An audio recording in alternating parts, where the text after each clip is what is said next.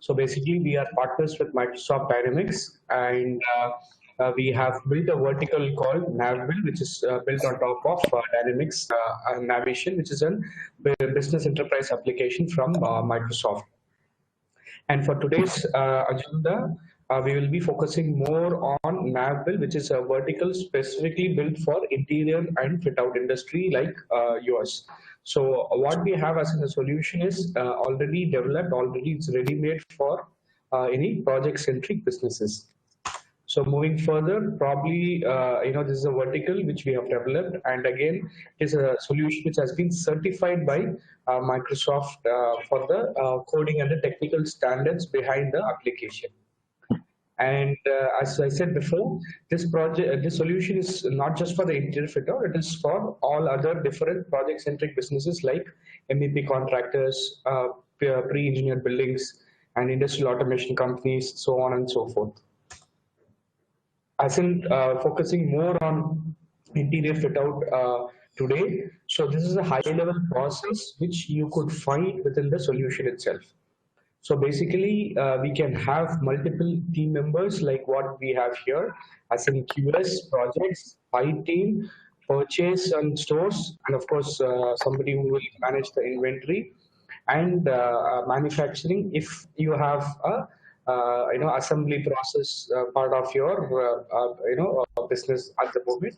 And last but not least, this being an ERP as in an account ERP application, accounting and finance forms the core of this application around which we have all these functionalities or all these teams will work around.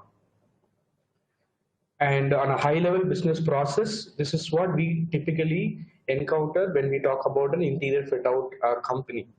So we typically get an inquiry from the customer, and the customer would give us a detailed BOQ of what needs to be done. Say, for example, we will be able to arrive at the cost estimation for a given inquiry from a customer. So against that, we will be able to add up margins on overheads or handling charges or PF and DSI charges, so on and so forth. And then we say this is the price which we are going to bid for this particular inquiry.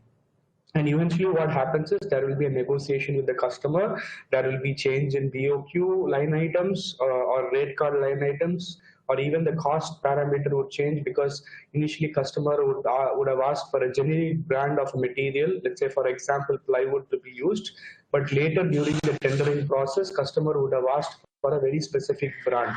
So in such cases, the rates will vary, and at the same time, the line item or rate card itself will vary based on the item that we choose. So once the once the changes happen, or I would precisely call it as negotiation, once that is over, let's assume that the contract will be awarded. So against the contract, a budget will be prepared, a project budget will be defined in the system. And definitely, once the budgeting is done, the scheduling aspect of the project is required, because we will have to define which activity has to happen when, on basically providing the start date and end date for a given BOQ. So against the schedule is prepared, that's when the planning comes in picture, wherein we start with the indent or requisition mechanism for both work orders and the material request. So once a material request has been created, then the procurement team comes in picture, wherein they can send multiple RFQs to various vendors and receive multiple quotations, carry out quotation comparison, and eventually release a purchase order. Or in case of a subcontracted scenario, the process remains the same. Instead of a purchase order, there will be a work order in place. So pretty much after which would be a standard process wherein the material will be received. We call it as goods received note. And once the material is received, there will be a stock transfer between the subcontractor and the site people. So that is being taken care of in the system, and eventually a reconciliation of what is the budgeted quantity for this given project, what is the stock at site, how many quantities that subcontractor has, and eventually the consumption, how much quantity has been actually consumed. So that is being carried out. On the other hand, whenever there is a subcontractor involved, as I said before, a work order will come into picture, and once a work order is released, then the subcontractor bills or running bills must be managed within the application. So whatever we certify as in the subcontractor measurements or running bills, against that the accounts and finance has to validate whenever they receive the subcontractor invoice for the services we have availed. So once the you know the subcontractor invoices and the material supplier invoices reaches the once it is received, that's when the accounts payable or AP is booked. And once the AP is booked, from there on it is a standard accounting process. So this is on a side of vendor management, procurement, and planning. And moving further, how do we happen to, we have to carry out with the customer. So we have the customer measurement book. We have to generate a draft invoice, and once a customer approves the generated draft invoice along with the annexure report and the measurement sheet, that's when the final tax invoice will get generated. So once a tax invoice is generated, we call it as an AR booking, which is accounts receivable. As I said before, from there on, a normal accounting of bank receipt and bank payment will be taken care. All right. And as we have mentioned, we are pretty much aware that being an interior company, that typically wherever or based out of our experience, we have noticed there will be two legal entities which will get involved. Company A will do the contracting, and company B would carry out the manufacturing or assembly process. For example, company A would receive the BOQ from let's say an IT company in Gurgaon or some IT park somewhere in a bigger city, wherein in the BOQ there will be a requirement of supply of 100 chairs. All right. So this will be received by the company A, whereas the fulfillment of the order will be outsourced to company B, who will procure or who will assemble the chairs or conference room tables or any other assembly process items will be supplied by company B. So the point that we are trying to make here is, first company can carry out contracting, and the second company can carry out manufacturing or assembly process, and all these things can be taken care in the single system itself. And these are the high-level solution offerings of what we are going to offer in the in NAVBUILD. So initially, managing your estimation, tracking your project, managing your project budgeting, subcontractor management. So these are the very specific in the industry functionalities that we actually have.